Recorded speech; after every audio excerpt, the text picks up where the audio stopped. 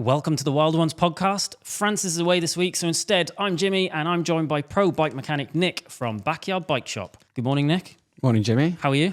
Not bad yourself. Been busy. New bike shop being built, but good. Yeah. You're building a new bike shop? Yes. Why is that?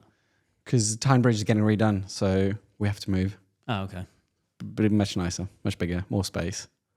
You did show me. It's like 3 times the size. Yes. New workshop, new tool wall. So yeah, exciting stuff happening. New tool wall. That's the only thing I'm excited about. Tools. So today we are going to have an episode without Francis, and a lot of the theme in this one is stuff that Nic has special interest or knowledge on. Supposedly. And the first thing we're going to discuss, which has been all over the news over the last couple of weeks, is the Shimano crank disaster. So if you haven't heard, Shimano has announced a worldwide recall of 11-speed Ultegra and Dura-Race cranksets, and it's believed to impact about 2.8 million cranks worldwide, which is an astronomical number of cranks. So what's actually happened to affect these cranks? So the crank arms on the drive side and the non-drive side have separated and delaminated, causing them to split and sometimes snap off completely. Have you had people coming in with this in the shop? Yes, before this recall, we've seen a few bikes coming in where they've had creaks and you just can't tell where the creak's coming from. And then going through all the usual stuff, bottom brackets, seat post, all the different things, then essentially just seeing the inside of the crank arms cracked. We've not seen one snap completely, but we have seen them come apart. I think about four or five during the pandemic mostly. So yeah, I don't know how those poor people had to buy new ones. Yeah. Pay out of their pockets. So I don't know if there's anything getting the money back now, or I doubt it, because the cranksets would have gone in the bin and there's no real proof. Actually, I know a guy in London. I used to call him Rory the Viking. He's an absolute monster of a bike rider. He's done like TCR. You know, he's just a monster. And he would snap a crank like a couple of times a year. And he'd always end up posting it on social, a picture of his broken crank. And every time I would message him and go, too much power. But actually, it turns out it's Shimano. Don't think power actually has an impact on it. Because we've seen it's got to do with corrosion. Oh, is it? So how you wash your stuff, if you've got more salt in your... some bike wash products out there use salt. Or there's a trace amount of salt in it. And also, if you've ridden the bike, not wash it afterwards. And the alloy... It corrodes. Yeah. We should say it's believed to impact 2.8 million cranks, but it's not saying that every single crank will definitely fail. So it affects models that are sold between June 2012 and June 2019.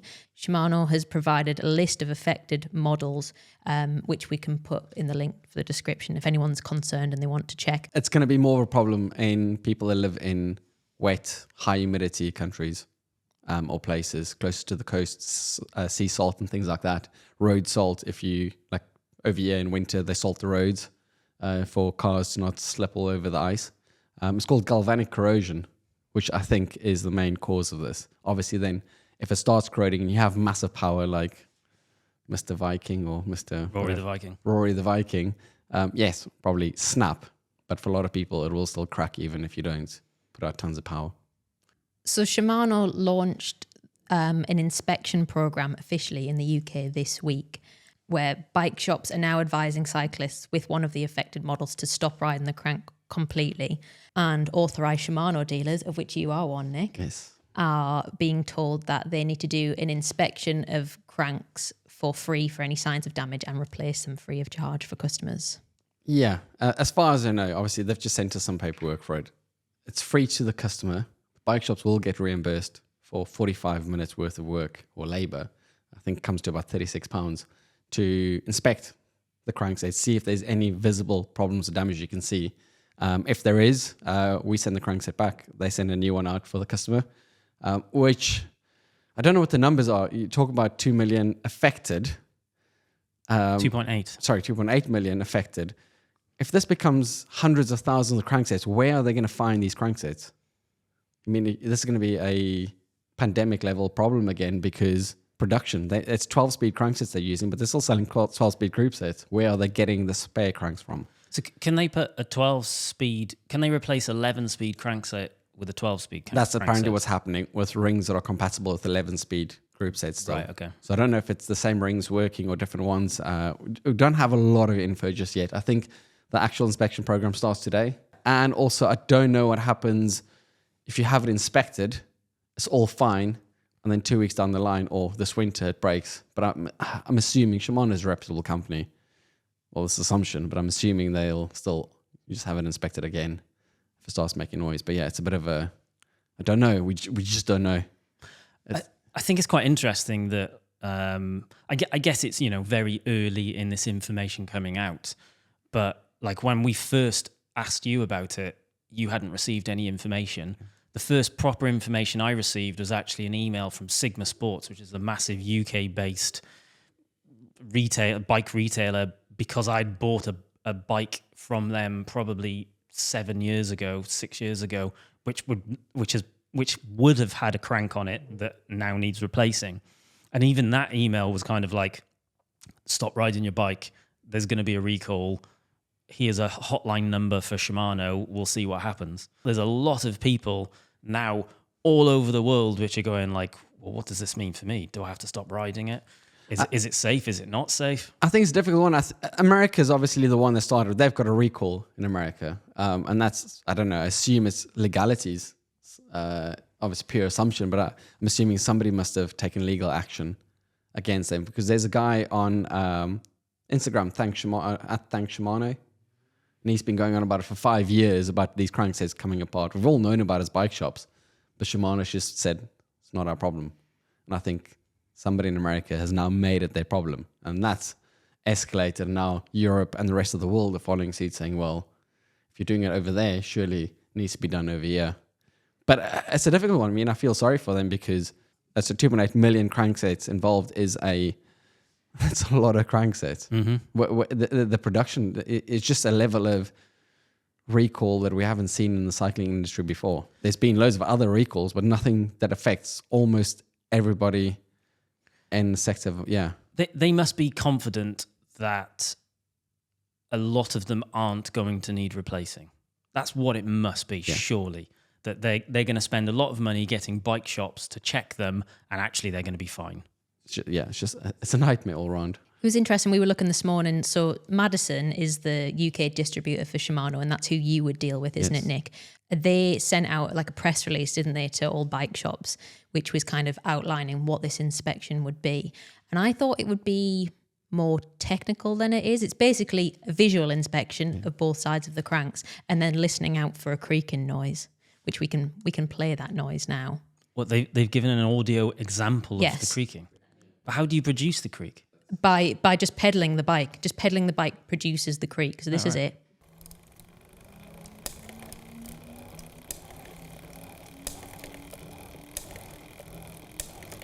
This sounds crazy, but if you've been a bike mechanic for long enough, identifying creaks, there's a whole thing of you do the basic things. Bottom brackets, what people always look at first, and then headsets, and you look at seat posts, saddle rails, you look at quick release skewers, through axles, then looking at hubs. There's several things, handlebars, you can kind of flex. But bizarrely, with quite a lot of bikes now, when I ride them, I can almost it's different sounds. So mechanics that have done it for quite a while and seen quite a few bikes, it is bizarrely actually quite helpful. People laugh at it, but it's the different clicking sounds generally means different things. And you can do stuff like standing out of the saddle, pedaling with one leg, freewheeling, and just sitting on the saddle, try and see on handlebars to kind of eliminate where the creak can come from. But that sounds like a bike that's not been indexed properly. It does, yeah, it's a similar thing. But then obviously that will show you that that's not a normal bottom bracket creak. So that something is... Yeah, you would know. It almost sounds like the crankset's flexing over there. Because every time that'll go, it'll ping through the chain. It's a minefield. It's just not an ideal situation. It is a minefield, isn't it? But their official advice is stop riding immediately. I think what happens... So all the home mechanics that are out there, that people that have done their own stuff, bought stuff online... they are still going to have to go to an authorized dealer, but presumably the authorized dealer is being paid, it, £35, 36 quid.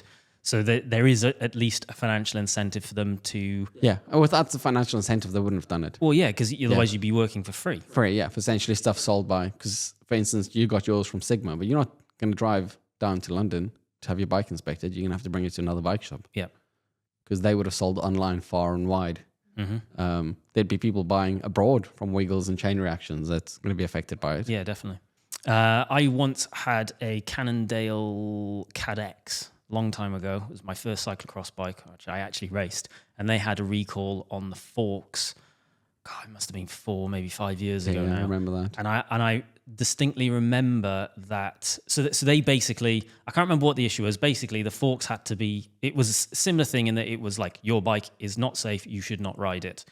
You would take it to an authorized dealer of Cannondale's, and they would pretty much just replace it straight away.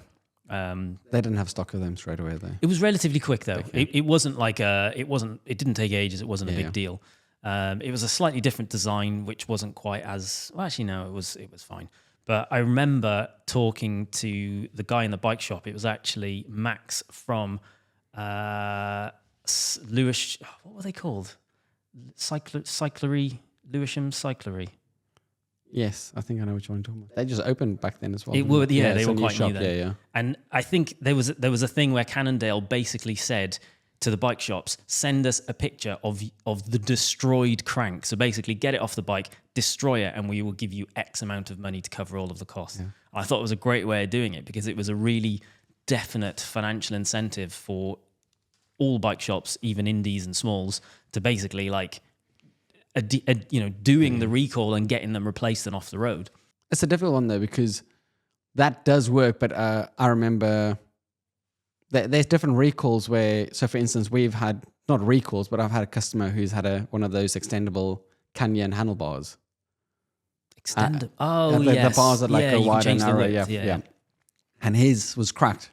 So the first one came in and they authorized, I think it was, don't quote me on the amount, but £135 that you were getting for doing the labor. But the routing it through and all the stuff, it just wasn't enough money for how big the job was. The next one he got cracked as well, so they sent another one, and at that point we were like, no, we're just not taking it on. So as long as this is a good thing about Shimano one, I think £36 is reasonable and fair to all bike shops. There's probably more than what some bike shops would charge. So that's fair. As long as recall money turns into it's a fair amount they're paying the shops to do the work. And they actually pay it. Yeah, and they actually pay it. And straight, quickly, because some shops don't have the cash flow to wait months and months and months for the money to come in. Yeah. Especially, there might be a shop which has to deal with 50 of these, 100 of these. Exactly, yeah. In which case, that's workshop a lot of stopped. time. They haven't done anything else. What they haven't said at this point is if you have a broken crank, they haven't said how long it'll be before you get a replacement. Crank, yes. A thing that they're doing different from that. So Cannondale didn't want you to send the fork back to them. They just wanted to prove you destroyed it. Mm-hmm. Whereas Shimano want bike sellers like you, authorized dealers, to take those destroyed cranks, ship them back to them, they'll cover the shipping, and then they'll send you a new one. So they are not risking those things being around at all. They're mopping up all of them and taking them back. Yeah. And they haven't said to you, they'll said to you you'll be paid £36 for the inspection, but they haven't said if you'll be paid for the to fit a new crank. Because it'll be two separate jobs. You're not going to do it on one day while it's out. I mean, some shops are going to have to keep the bikes. Do you keep them for, how much storage space do you have? Do you send it back with the customer? He has to go home and then come back in when it's in stock. It's a logistical nightmare for a shop, isn't it? Yeah. Because you can, in theory, I would say some people are going to say, can we just get our money back for the crankcase? But that would financially harm Shimano a lot more because surely it costs them less to supply a chainset than it is what they sell it for. And if you have to send the crank back and then they then send you a new one, you're not even, you're not going to use live stock that you've got then either. So there's definitely like a holding time, isn't there? I guess the question is, will this affect consumer trust in Shimano brand going forward? And that really depends on how this actually all plays out, doesn't it? Yeah, I think they need to be quick. They need to be turning this around in the next couple of weeks, which is not going to happen. If you say quick, this happened 5 years ago. Well, this part of it didn't. Yeah. I guess they've definitely fixed the issue though, because it's only cranks up to 2019.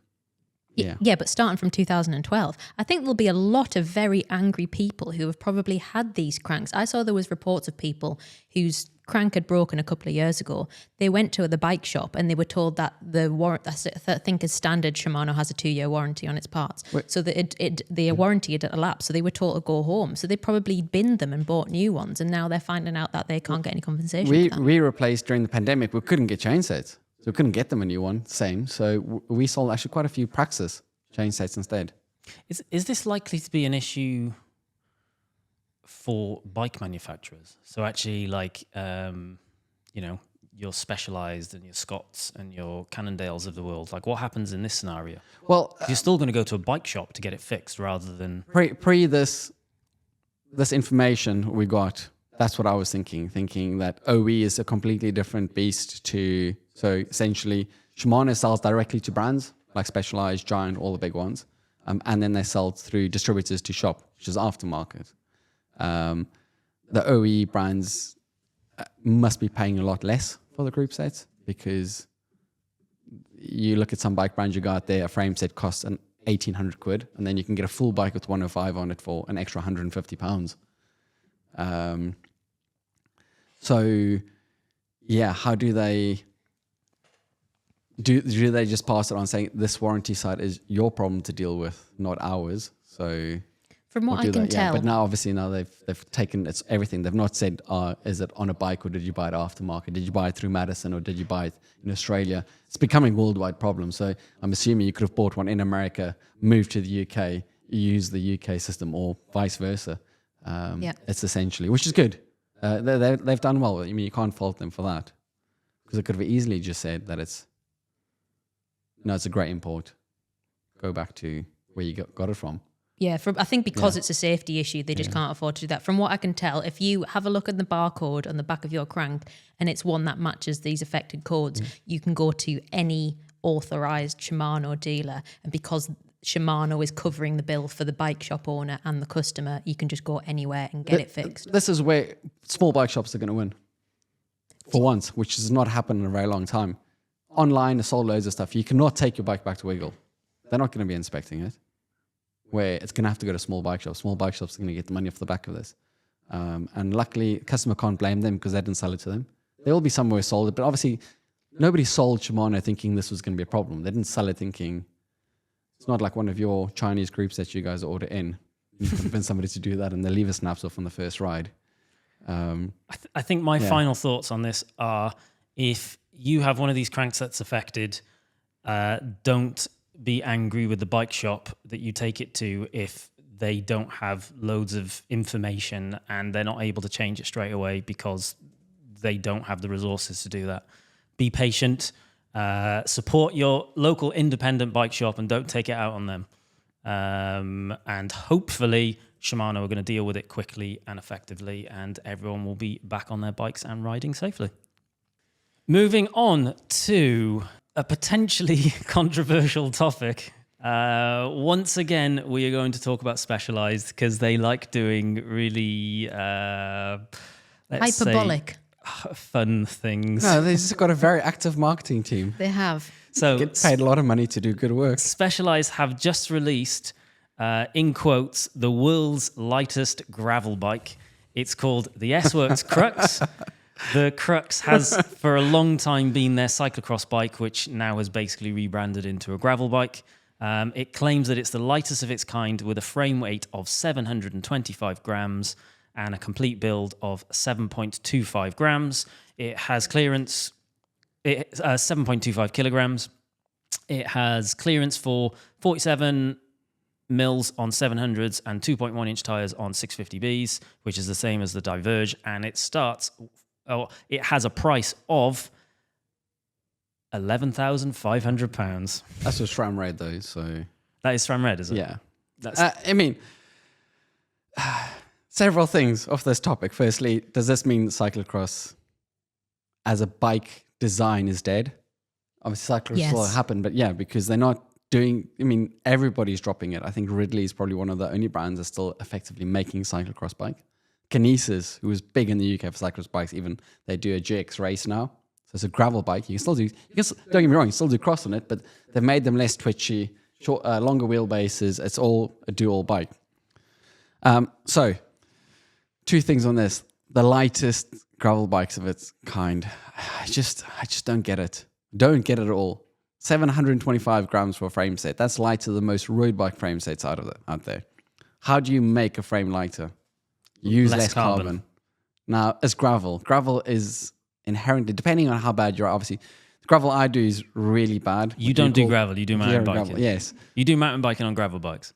But see, I would look at this and think 2.1 inch tire clearance, perfect. So they've done that really well. The tire clearance is excellent. I would have preferred to see 700 by 50 because I think that's where it's going. But 47 is still great. 650B by 2.1 is right up my street. But then I would be too nervous to ride the bike. I rode Rob's Envy Mog the other day, which is a very durable bike. Lovely, but it scares me in terms of how I'm just worried about snapping the bike. So, yeah. I just don't think the weight makes any difference. My gravel bike, for instance, is titanium. It's heavier, but it's 8.7 kilos. As soon as I put my lights, my bags, and all the rubbish I put on it every single day, it's closer to 13 kilos. It's just the lighter just doesn't make a difference in gravel specifically. And yeah, I'm just worried. Like you're taking carbon away where it most likely is needed. Most people who race gravel or ride gravel don't weigh 50 kilos. They'll be heavier. I guess if you were performance focused, because the gravel race scene is now like an actual thing. You know, it's big, or it's very much growing, and there's lots of people out there which will be thinking about doing gravel events rather than a sportif, for example. And if you're that kind of person, that way inclined, and you want to, you know, finish in the top 30% rather than the bottom 30%, you might be thinking about, well, I want to be light. I want to not load my bike up with stuff. If I, you know, like classic crit racing, like people do fourth cat crits on 15,000 pound race bikes, which is the most terrifying thing in the world because inevitably you're going to crash. And it's kind of the same thing here. There are people which will want a really lightweight gravel bike. However, I am forever challenging whether aero is important and whether weight is important, and I do not think either are. I completely get what you're saying there. Lighter, and if you've got the money, buy the bike. I mean, it's your money, spend it however you want to spend it. But don't be confused and thinking by buying a slightly heavier bike, you're going to be slower. I had this argument with James, who works in the shop, who races for a Pro Conti team and does really well. And he's been doing quite a few gravel races on Francis's bike. That's Scott, which is also really light. Skinnier tires to go faster. But you look at the gravel, they had the World Champs qualifier up here, the Graloch. And the fastest guy over there from Ineos was finished at 34 kilometers an hour. So it's fast, but it's not aerodynamics where people talk about 40 kilometers plus fast. And that's a couple of riders. I think second place was almost 2 kilometers an hour slower than him. So aero, like you said, doesn't play in. The weight's one thing, but one of my mates, Jesse Yates, who's continuously coming top 10 in quite a lot of gravel events against big names, he's riding on a titanium bike with big tires. So most of these events are quite long. They're not an hour long like cyclocross. They're usually going to be out there for 3-4 plus hours. So being comfortable, I think, is going to be more of a thing than just the weight. And the other thing is, once again, is if you don't have confidence in your frame not snapping, you don't ride the same. You hear of a lot of old people that raced back in the early 2000s now riding carbon saying like sprinting-wise, they're worried. And I know it's not an actual issue, but they're worried mentally about the bike snapping, even though it won't. With this, does that have an effect? I like riding my titanium bike because I know when I go down something crazy, it's just not going to give out on me. And I know the carbon probably won't either, a good quality, heavier carbon frame. But it's just in your mind, and it slows me down. What about carbon wheels though? Because you ride carbon wheels. Carbon wheels are stronger than alloy wheels. What about, I was going to say carbon seat post, but you ride a dropper. A dropper post, yeah. Because that's the kind of riding you do. That's the kind of gravel you do. Yeah, well, it's a drop on mountain bike probably. But yeah, it's inherently, the problem is that gravel is road bike orientated. And it's not like mountain bike companies are developing it. And Specialized, I might be completely wrong on this, but I'm going to assume it's their road division that's developing their gravel bikes, not their mountain bike division. They'll have different people for these kind of things. And back in the day, people just used to think that fast gravel, you're going to need a lighter bike. Tire clearance doesn't matter because people are still going to ride skinny tires. And they're probably the first ones just gone, okay, well, let's make the bike light and big tire clearance. to cover all the bases. And it's marketing. It's purely marketing. It's why we end up talking about Specialized bikes a lot, because their marketing is so hyperbolic in terms of the lightest, the best, the everything. Cannondale as well, yeah? Yeah, but I mean, what else do you expect? But also, it just shows that the gravel bike space generally is so huge now that why wouldn't someone do the lightest ever? Because someone's going to want it. We can sit here and knock it all day long, but they sell a lot of bikes. Yeah. So it works. Yeah, I mean, these people are getting paid, and they're not getting paid to give people good info. They're getting paid to sell more bikes. That's the job, and they're doing it well. So, I mean, good on them. I just say it's another thing. 725 grams. Let's say against most of the other frame sets will be the light ones will be 800 to 900 grams. A good set of gravel tires, a 2.1 inch, is going to weigh 800 grams a tire. Then you can buy like one with a thinner carcass where you're probably going to slice it up more with sharp rocks, and that'll be 600 grams. So you've saved 200 grams a tire there. So that's 400 grams lighter, meaning you can take that bike and add 400 grams to it, just different tires. I guess if you've got a larger volume tire, are you putting more sealant in it? Yes, and also people panic. So they put sealant in, and then an event comes up, it's been 2 or 3 months, they've been told they need to top up the sealant, and they just put more sealant in. I had a guy come into the bike shop the other day with, I think it was a litre of sealant in each wheel. Each? We took the time, yeah, it was, I don't know how he's done it. He must have just been syringing in. So if you take the wheels round, like the bottom third of the tire, the wheel was just full of sealant. Well, there we go. He's not going to get a puncture. But it would ride terribly as well. Yeah. But yeah, there's a lot of things. I think ultimately what we're getting at is there's so many things about the gravel space that is inherently not light, that spending a premium amount of money on a bike that is 500 grams lighter or a frame that's 500 grams lighter, it just seems like a waste of money. The other topic to broach with this, obviously I'm biased because this is what we do as a shop, but £11,500 for a gravel bike. You don't get to pick your tires, you don't get to pick your saddle, you don't get to pick your bars, your stem, you don't get to pick your gear ratios. Your geometry. You don't get to pick anything on this bike. So you're paying £11,500. Almost every single person out there's got different tire preference. So instantly changing your tires. Now, a good set of tires for this level of bikes is going to cost you £70 a tire, plus getting it set up, tubeless, plus sealant and all these things for a bike shop. So all of a sudden, you've bought this and you have to pay money on that. You want to change your handlebar tape. You want to change your stem length, possibly, your bar width, your saddle. So all of a sudden, it's not £11,500. It's you're going to be adding quite a bit of money to that just to get the bike the way you I will be honest though, wanted.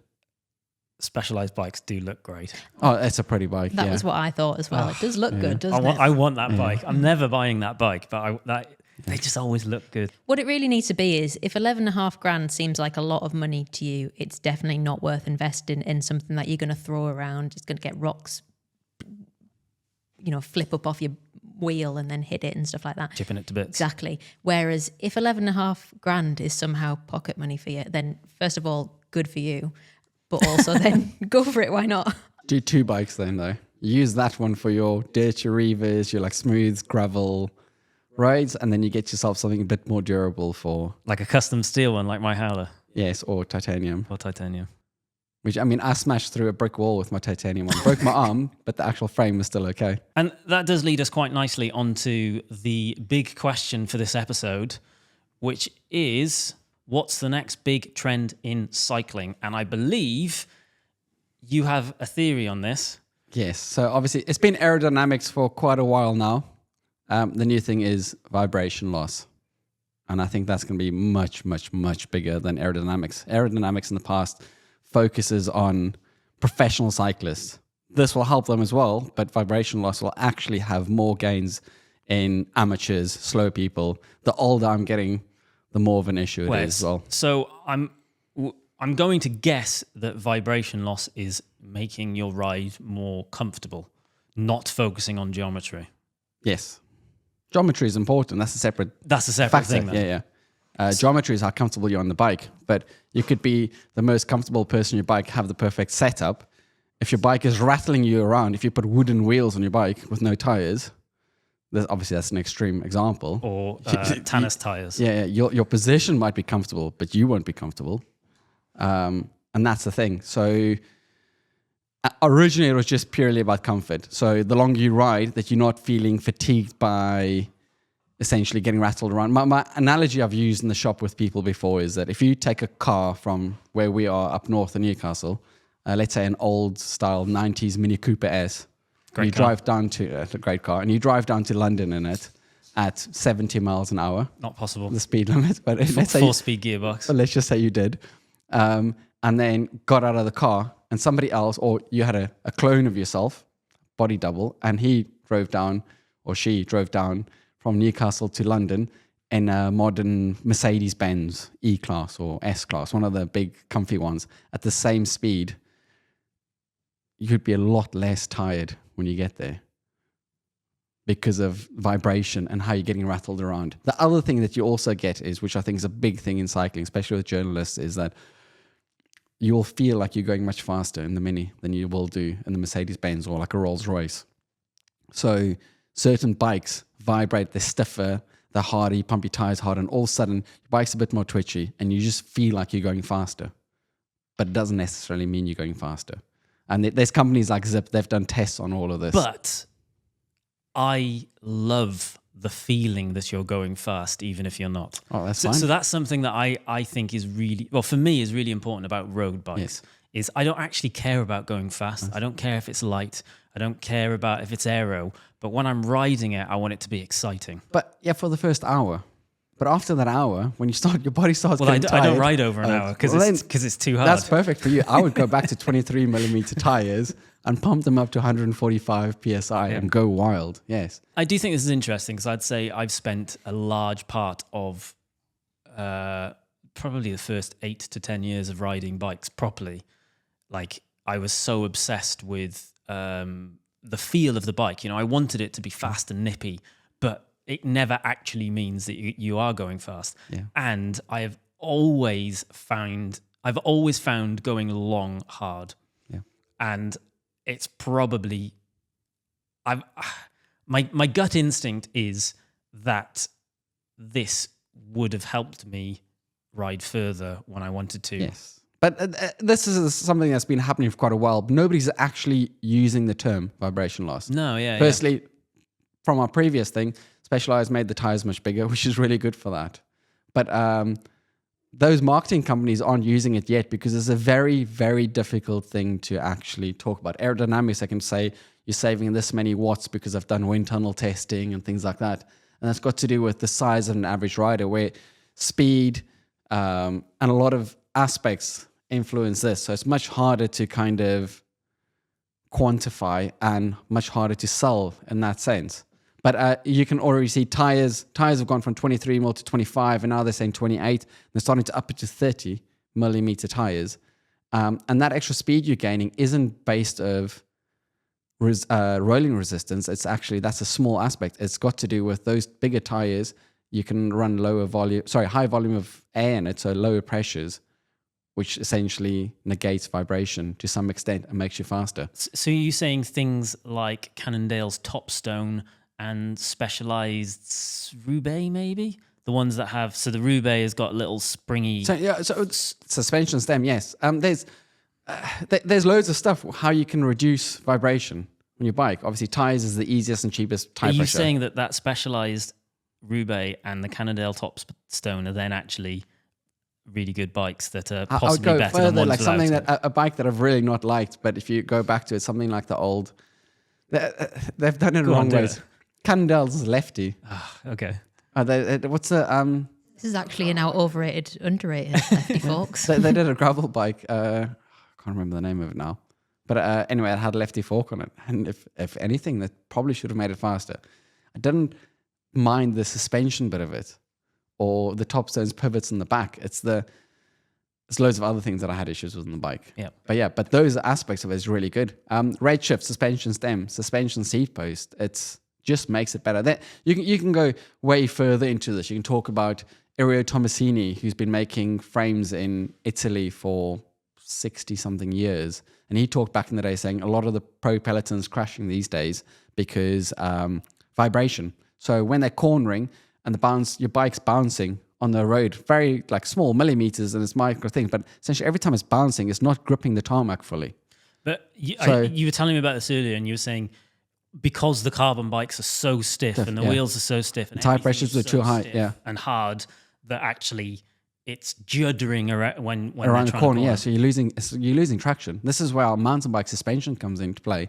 So they're improving the way the pivots and the setup of the suspension is made so that they can kind of corner much harder, but also on the bumps, the bikes in the tires contacting the ground better.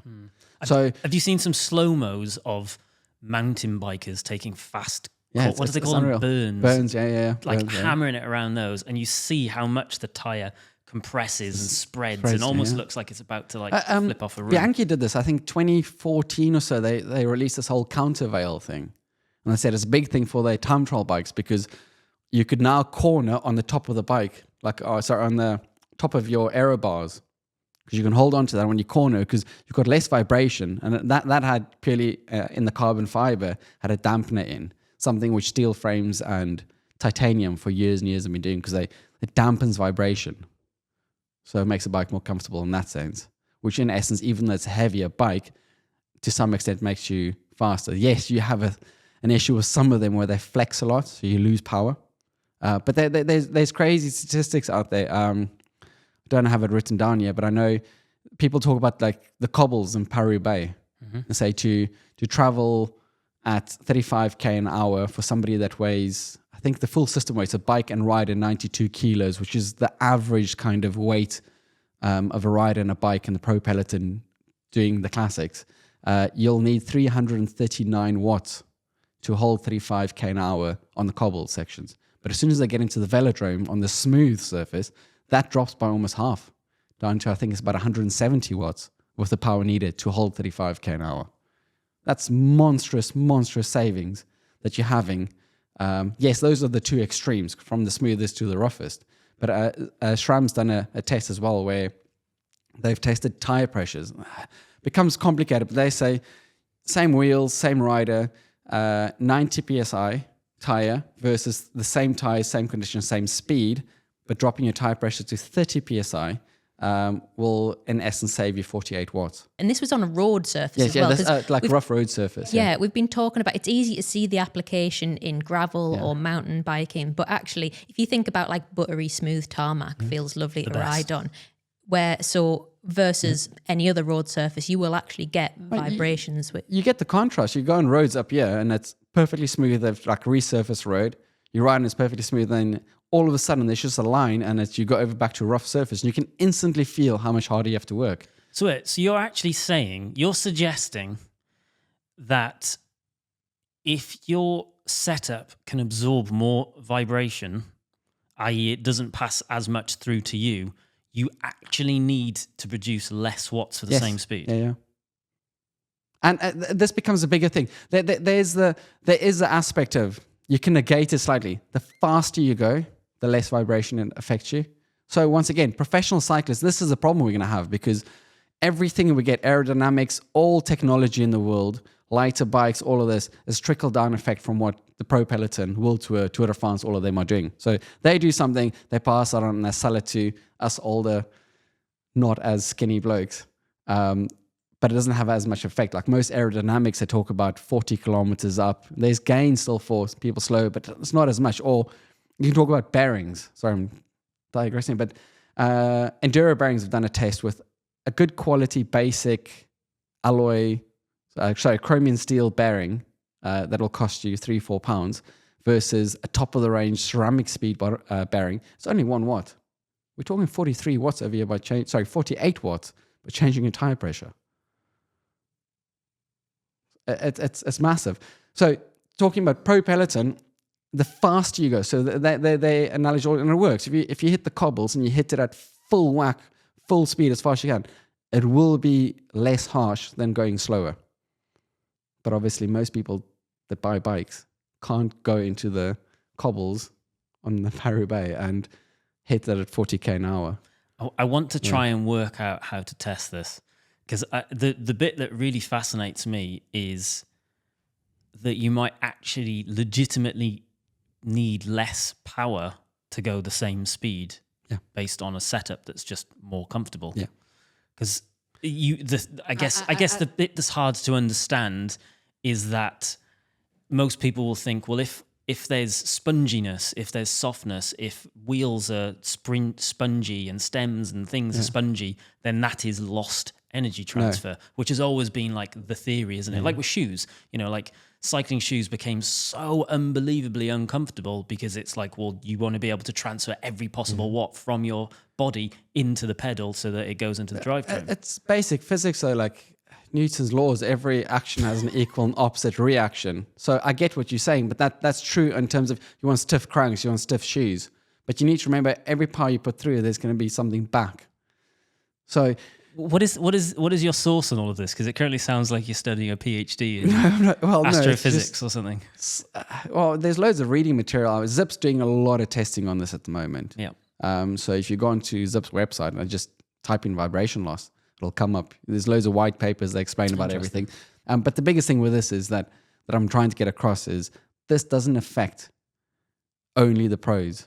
This is something for your average person, meaning when you and I ride and we're struggling to go at 30 kilometers an hour or 18 miles an hour, that has a massive effect, even more so than somebody riding at 45, 50 kilometers an hour like they do in the pro peloton, where aerodynamics is big over there for them and almost nothing for us, where this is an every, like the normal person problem.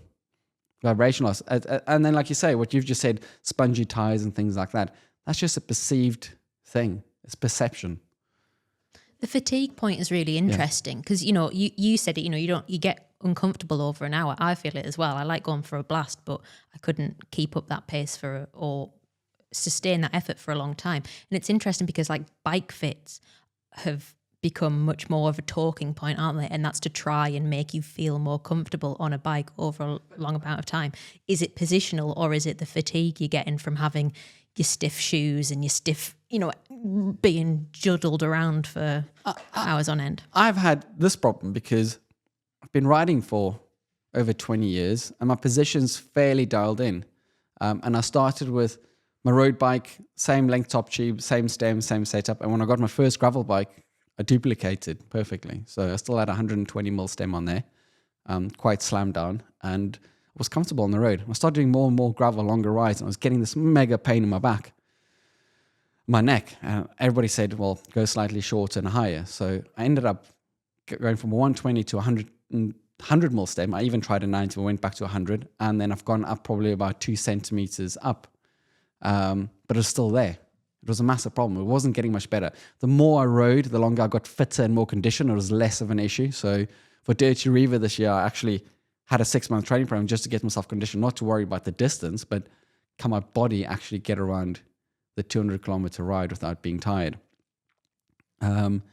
Recently, I switched to this stem. So I've been riding a lot less this year, but I got that Redshift suspension stem.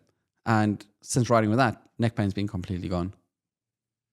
I find it hard to believe that one product can make that much of an instant difference. But that doesn't mean to say it doesn't. I think what I want to do is work out how we can test this space more. Because for me, this more comfort on a bike, I say it all the time with people getting into cycling. If you buy a road bike and it's uncomfortable. This is why I go on about gearing a lot as well. If you don't have enough gears, if you're uncomfortable, if it's too long, if it's too harsh, all of these things, you're not going to want to ride a bike again. Yeah. Whereas I always push the idea of have more gears, make it easier to go up hills. You don't need to go really fast. Don't worry about weight. Focus more on comfort, because ultimately, as someone which has an interest in cycling and cycling as a whole as a mode of transport, I want more people to ride bikes. And the best way to get more people riding bikes is every time they ride a bike, they get off the other end and they go, that was really fun, rather than the amount of times that I've got off a bike on the other end and been Never like, do it again. Everything hurts. My neck's ruined. My back's ruined. My legs are ruined. Everything's just horrible and uncomfortable. And most of that's my own fault from making the wrong decisions, thinking that actually I need 120 PSI in my race tires and 120 mil stem and to be super aero and really long and stretched out and in a horrible position. This is what I keep trying to tell people. Forget about what the professional peloton's doing. Those guys are getting paid to ride bikes. They're there to entertain us. They get told what to ride. There's not, very few of them have options on anything. And just because they're doing it doesn't mean it's going to work for the rest of us. Agreed. And it doesn't mean it's the fastest for the rest it's not of us. fastest either. Some stuff will make them a lot faster, but will make you slower. And some stuff that will make you faster won't work for them because they already ride too fast. Yeah. And that's important. I think this is a really interesting topic, and it's something that I definitely want to explore Just watch more. over next to me, Personally explore more. And like in a road setup, because it's not something that I would normally go, oh, well, I want more comfort on a road. Yeah. But of course I do. I actually used, on a video I made of Francis previously, I've used the Redshift stem and seat post on a carbon road bike. And I rode that road bike with like 25 mil tires off road, and it was more comfortable than gravel bikes that I've ridden. And on that note, let's move on to my absolute favorite section of the podcast. Your first one of these. It's time for another round of overrated or underrated. I'm going to read out a list of things, and you're going to tell me if they're overrated or underrated. The first thing we're going to start with, Lefty forks, which is a Cannondale product, which is a one-sided suspension fork. Is there an option of saying overrated and underrated? No, it has to be one or the other. You can if you can explain it and justify it, I think. Okay, so I'd be interested to know. Forks, suspension forks, underrated. Lefty forks, overrated. It's just, it's one of those things. The cycling industry, they're making something that's not needed. You need a suspension. Cannondale could just use a normal fork. Fox makes ones. MRP makes them. RockShox makes them. Öhlins makes them. Just use one of theirs. Stop making something that's proprietary just to your brand, which you need special wheels and special everything to set it up to. Does it make it cheaper? If you use the other stuff, yes, it'll be cheaper than Lefty. Lefty fork's not cheap. You think it would be? It's less. It's half the parts. Exactly, but it's. Do you mean cheaper to produce or cheaper for the customer? Well, I would assume for both. I mean, I don't know the numbers in this because I don't sell them. How much does a normal suspension fork Anything cost? from 350 quid upwards. You can get for good quality. I'm talking RockShox, Fox kind of level stuff.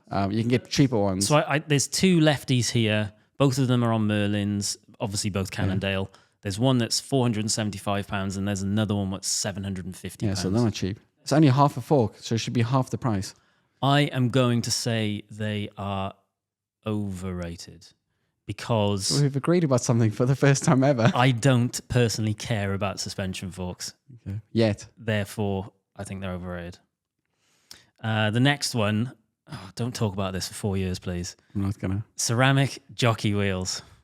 Underrated... if people knew why, overrated for the reason most people are buying it. Most people buying ceramic jockey wheels are buying them for speed and to lose, to save watts. I think in that sense, it's completely overrated. I agree with that. Underrated in if you have really good quality ceramic jockey wheels, ones that won't wear out, which there's very few of, your shifting will be better much longer. So essentially, if you're buying them to have durability, to not have corrosion, not have rust, and just to spin smoother, and if they didn't wear out, it just means you're shifting, because your jockey wheels essentially determines whether your bike shifts well or not. You can have the best setup, electronic, everything, with worn out jockey wheels, your gears aren't going to work very well. But surely you can buy steel or whatever they are, jockey wheel bearings for like a couple of quid. No, because steel will rust. So whatever they're normally made of. What are they normally made of? Chromium steel. Yeah, so the cost pennies. Normal jockey wheels use chromium steel bearings. So presumably a ceramic jockey wheel would cost you lots of money. A non-ceramic one would cost you pennies. Very little. Yeah. So surely... Depending on your group stage. No, because certain groups said... But that's what I mean. So some ceramic jockey wheels or like OSPW from Ceramic Speed can cost you anything up to 1,000 quid to add that. So let's stick with overrated. I've got some new ceramic jockey wheels coming for my bike that can't wear out. They can't corrode. It's essentially... I could never, ever put this product as underrated, ever. I just couldn't. Because... you could put underrated at wastage. I've ridden a lot of bikes. I've had a lot of group sets. And I think I've replaced my jockey wheels once on a bike, and still I probably didn't even need to. Your shifting wouldn't have been great. But yes, you are right. It's probably the last thing that I would I'll talk about my own shifting, thank you. I know how to shift a bike.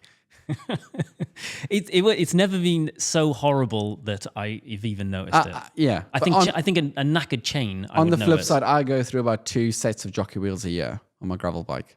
So it's getting to you a work point in a where bike shop though, so you just yes, but now you waste stuff. I've got You're some like like pros because they're like people go like, oh, but they do this and they do that. Well, yeah, because they're constantly putting new cassettes on and new chains on and new brake pads in and new tires and new this. And new, I'm not doing it because I want to. It's, new bar tapes and all that. You're like bike shop people are the next rung down from that. I ran the same bar tape for 3 years, so for ages. So it's just very easy for him to be, oh, I'll just change them twice a year. I've changed my.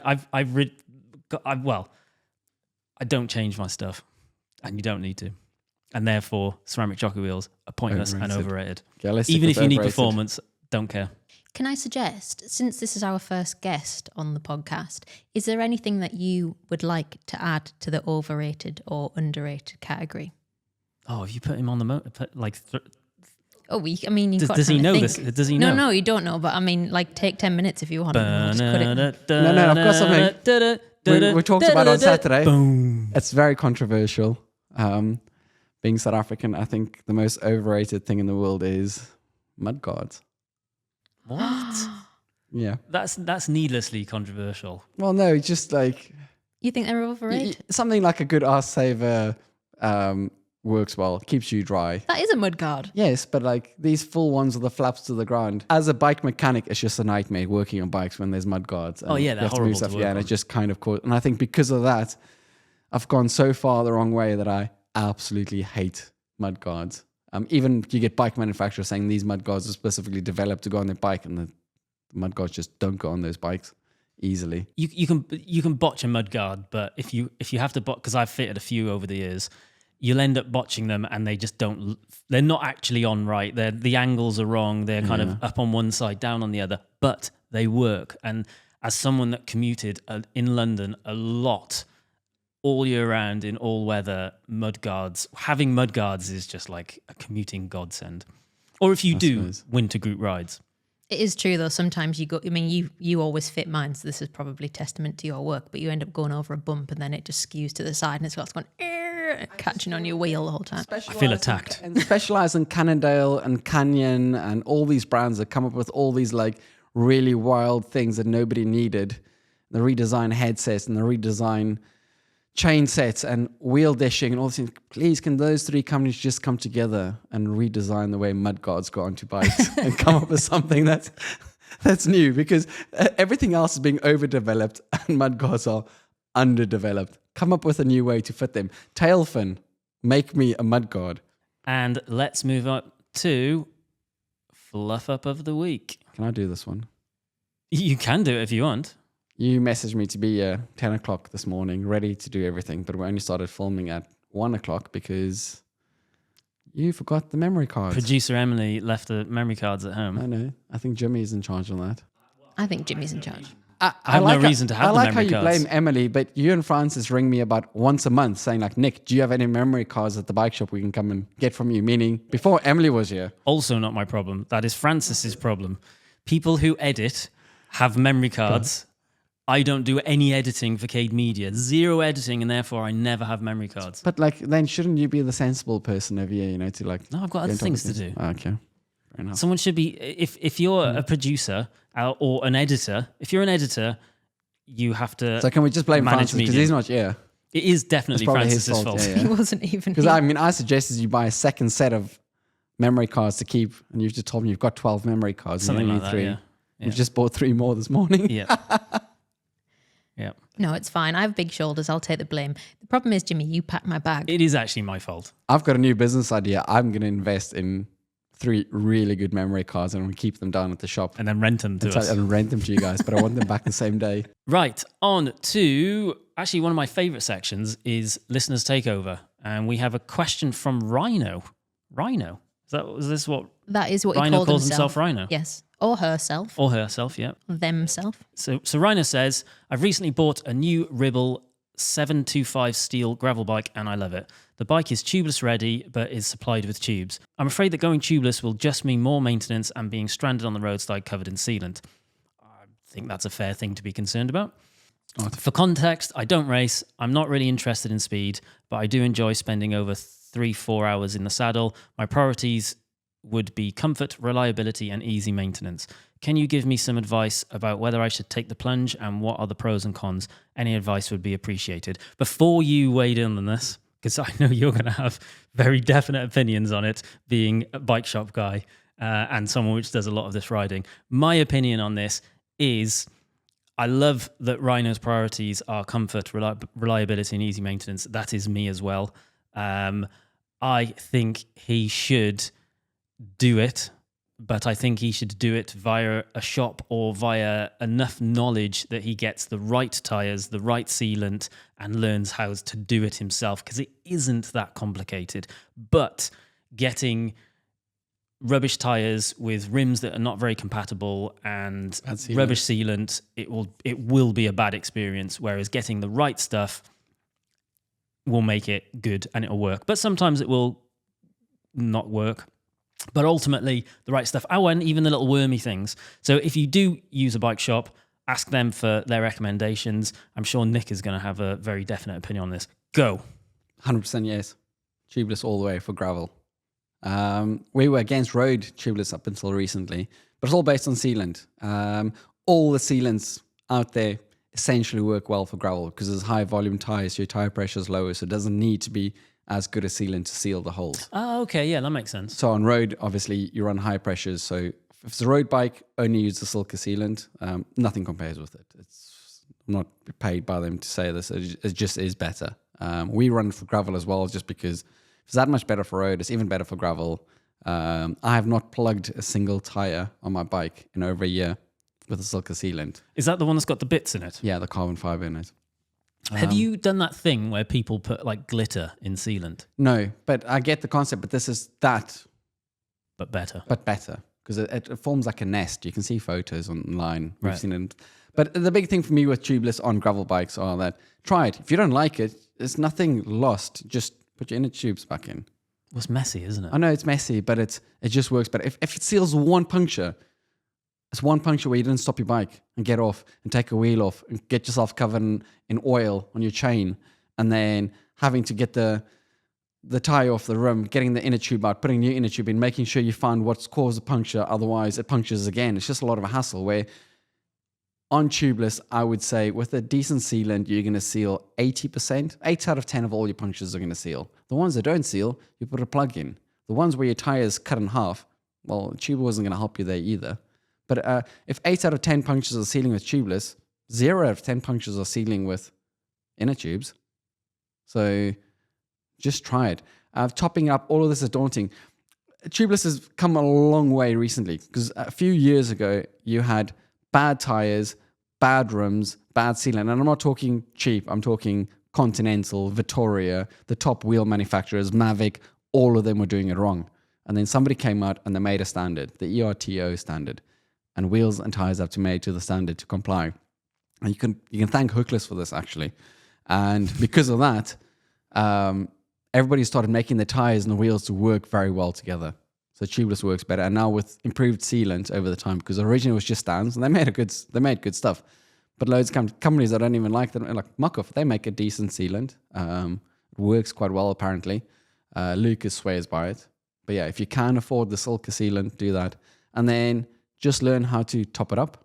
And top it up regularly. I remember because you switched mine over, didn't you? And you said put a calendar reminder in for like every 3 months, yeah. And that costs money, but if it seals punctures, you're getting regular punctures. Topping up is nothing compared to what it's going to cost replacing inner tubes. The thing is about the worry about being stranded on the roadside covered in sealant. The thing is, like, you can't plan for every disaster eventuality that's going to happen when you're out on the bike ride. You can carry all the stuff and there's going to be something that happens and you still get stuck. You can't plan for all eventualities. But if you carried an inner tube with tubeless, worst case scenario, put the inner tube back in. Yep. Invest in a good hand pump.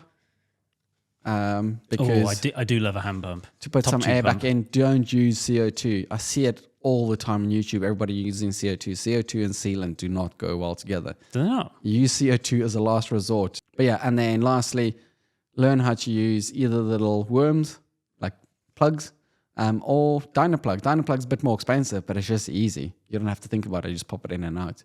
Costs a bit more money, but it's, yeah. Well, I hope that helps, Rhino. If you have any questions or stories, send them to wildonespodcast@cademedia.co.uk. That's all for this episode. Join us next week when Francis will be back, and that will mean Nic will not be talking at me for an hour. Before you go, if you like this episode, please consider subscribing, following, or leave us a review. It really helps grow the channel. Thank you. Goodbye. Thank you, Nic. Thanks a lot for having me. Bye-bye.